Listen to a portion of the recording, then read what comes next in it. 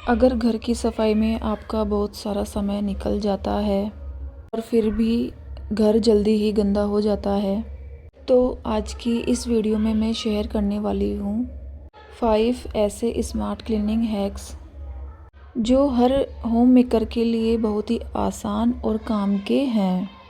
इन tricks के साथ आपका घर हमेशा साफ और हमेशा ही ऑर्गेनाइज रहेगा। नमस्कार दोस्तों, आप देख रहे हैं क्रिएटिव लाइफस्टाइल विद रत्ना। अगर आप भी चाहते हैं कि आपका घर कम समय में साफ और ऑर्गेनाइज रहे तो इस वीडियो को अंत तक ज़रूर देखें।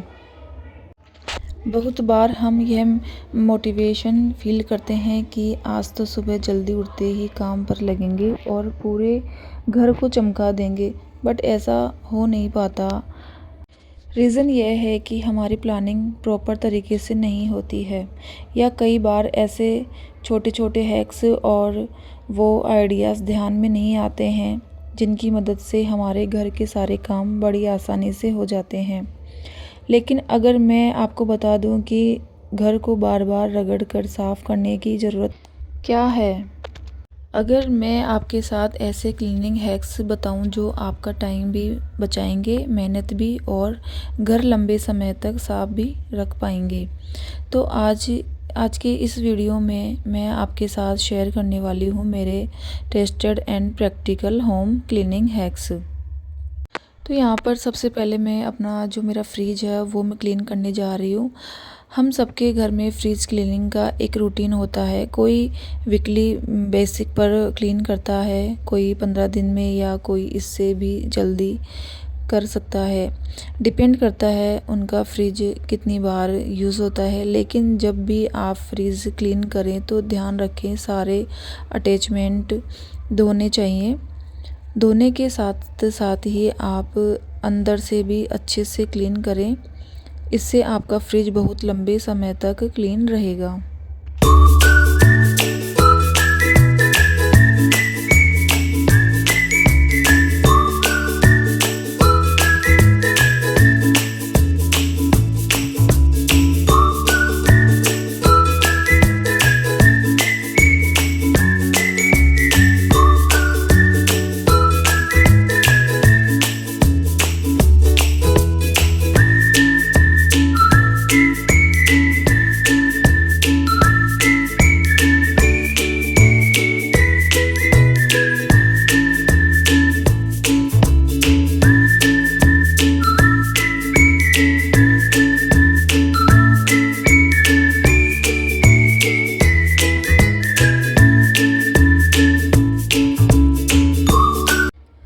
अब बात आती है अपने घर के जितने भी सारे ओपन सरफेस है।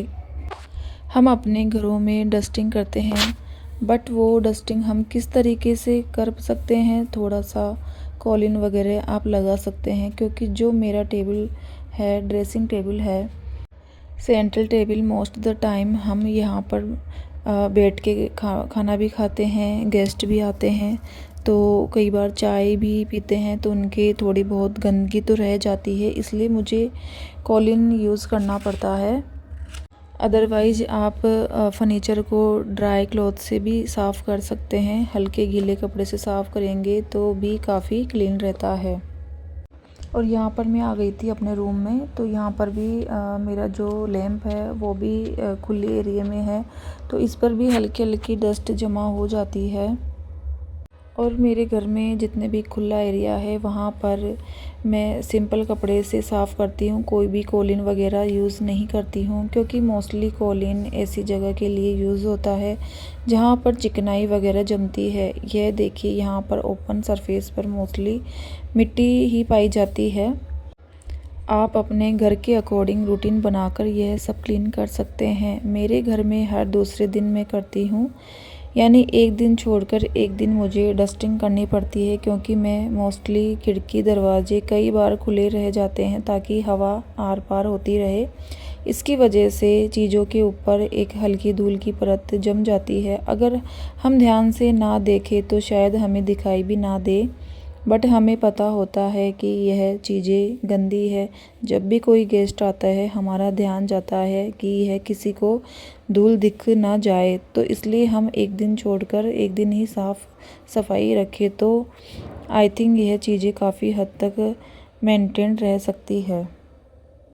उसके बाद रूम को भी रीसेट कर दिया था, जो चीज़ें उनकी जगह पर थी उनको ठीक से लगा दिया है। उसके बाद मैं आ गई थी अपने लॉन्ड्री एरिया में।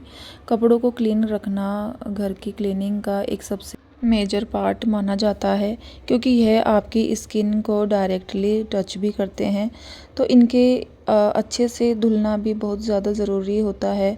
और उसमें इम्पोर्टेंट रोल प्ले करती है हमारी वॉशिंग मशीन। आजकल हम सबके घरों में भी वॉशिंग मशीन होती है, सेमी ऑटोमेटिक हो या फुल ऑटोमेटिक, बट उसकी साफ़ सफाई का ध्यान रखना भी उतना ही ज़रूरी होता है।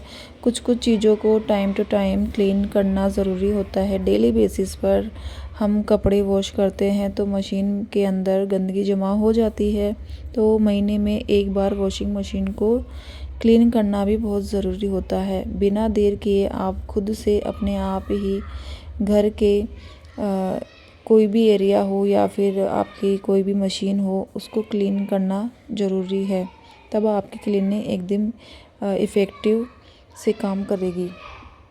अब बारी आती है मेरे शू रैक की। शू रैक को क्लीन करना बहुत ज़रूरी है। शू रैक भी मेरा बहुत ही ज़्यादा गंदा नहीं था। हम जूतों को थोड़ा सा झाड़ कर ही इसके अंदर रखते हैं, तो सबसे पहले हमारी वही क्लीनिंग मेंटेन हो जाती है। डायरेक्ट बहुत ज़्यादा मिट्टी वाले शूज़ हम नहीं रखते हैं, लेकिन उसके बाद भी आप कितनी भी कोशिश करें हल्की फुल्की मिट्टी जमा हो जाती है। तो 10 से 15 दिन में अपना शू रैक क्लीन करती हूँ। सारे ही शू रैक में जितने भी एक्सेसरीज़ वगैरह रखी है, जूते रखे हैं, उन सबको मैं बाहर निकाल लूँगी। तो सारी ही जूते हटाने के बाद एक बार मैंने सारी शेल्फ़ को अच्छी तरीके से साफ़ कर लिया था। वैसे आप चाहे तो इन शूज़ के लिए ऑर्गेनाइज भी रख सकते हैं, मैं ऐसे ही रखती हूँ, एक के ऊपर एक रखे, इससे स्पेस भी काफ़ी हद तक बच जाता है। एक ही एरिया में आप 2 जूतों को रख सकते हैं ऊपर नीचे की तरफ करके, तो मुझे तो काफ़ी यूज़ेबल लगता है। तो मैं अपने शू रैक को क्लीन और अच्छे से मेंटेन रखती हूँ। मैं अपने शू रैक में हमेशा ही अखबार या पेपर या फिर आप प्लास्टिक भी बिछा कर रख सकते हैं। इससे जितनी भी मिट्टी होगी ना वो उस पर रह जाएगी, और जब भी हमें क्लीनिंग करना होगा ना तो उसको निकाल कर हम हटा देंगे। जूतों को हमेशा आप जमा कर रखें।